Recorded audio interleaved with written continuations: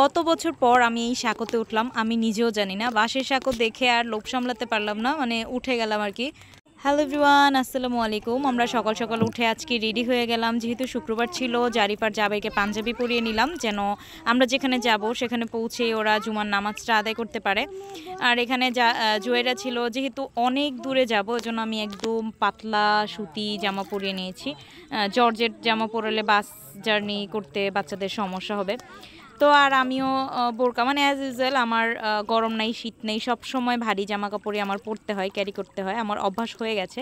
তো এই হচ্ছে জুয়াইরিয়া। আমরা হচ্ছে প্রথমে আমার শ্বশুরবাড়ির সামনে যে আমার শ্বশুরকে পিক করলাম, ওখান থেকে চলে গেলাম আটিবাজারে। আটিবাজার থেকে আবার একটা অটো নিলাম, ওই অটো দিয়ে আবার আমার ননাসকে পিক করতে যাব এখন।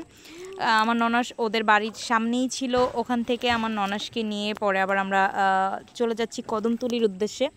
ওখান থেকে আমরা বাসে যাব হচ্ছে পাঁচচর, এটা মাদারীপুর হতে পারে, পাঁচচর।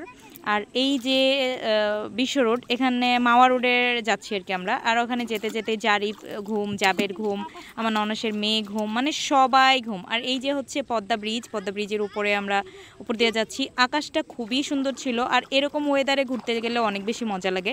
যখন আমরা মাদারীপুরে পৌঁছালাম, মানে পদ্মা ব্রিজ পার হলাম, তখন ওখানে দেখি যে প্রচুর পরিমাণে বৃষ্টি হয়েছে, হয়তো বা 10 থেকে 20 মিনিট আগে।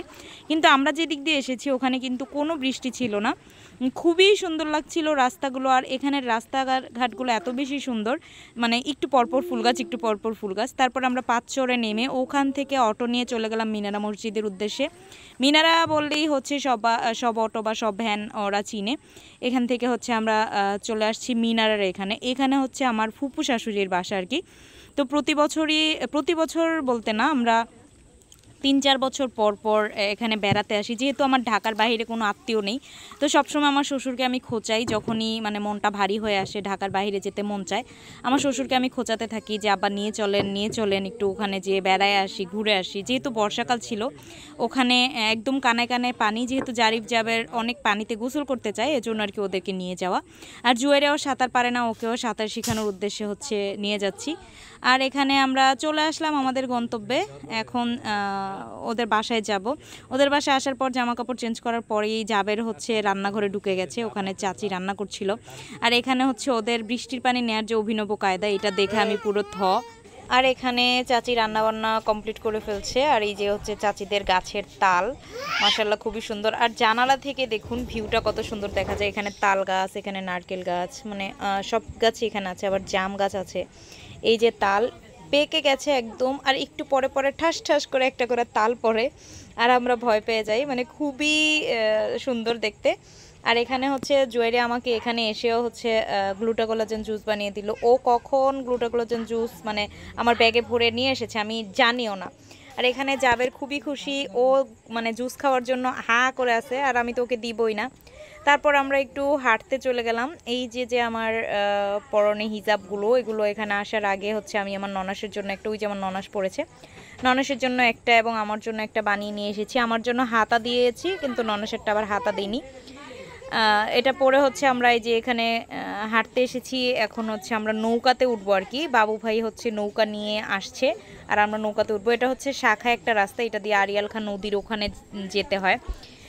একটা ছবি পোস্ট করেছিলাম জুয়েরিয়ার সাথে, আমার অনেক আগের, প্রায় 4 বছর আগের ছবি। ঠিক ওই জায়গাটাতেই আমি এখন এসে দাঁড়িয়ে আছি। আর জারিফ আর জাবেরকে আমি গোছাচ্ছিলাম যে এই পাশে আসো, এই পাশে আসো। তো এই যে হচ্ছে আমার হিজাবের হাতা দেখুন। এই হিজাবগুলো আপনারা নিতে চাইলে আমাকে অবশ্যই ইনবক্স করবেন, যে আপু নিতে চাই। এগুলো হচ্ছে আপনাদেরকে আমি ডিজাইন দেখাবো বা কাপড় দেখাবো, যে কোনো কালার চুজ করে দিবেন আপনারা, সেটা দিয়েই হচ্ছে বানিয়ে জাস্ট আপনাদেরকে পাঠিয়ে দেওয়া হবে। আর এখানে আমি নৌকাতে উঠেছি পা ঝুলিয়ে, আর জারিফ হচ্ছে আমার পায়ে উঠে ও পানিতে ভিজছে আর কি। পুরো ও পানিতে ভিজার জন্যই হচ্ছে মূলত এসেছে। ও ভয় পায় না, ও খুবই খুশি, ও পানিতে আমার পায়ে চড়ে সুন্দর করে বসে আছে, আর আমি ওকে দোলাচ্ছিলাম। তো আমরা ঘুরতে ঘুরতে প্রায় রাত হয়ে গেছে, খুবই ভালো লাগছিল ঘুরতে, আর প্রচুর বাতাস ছিল। আর এই যে পানিটা, এই পানির একদম ধারেই হচ্ছে চাচিদের ঘর।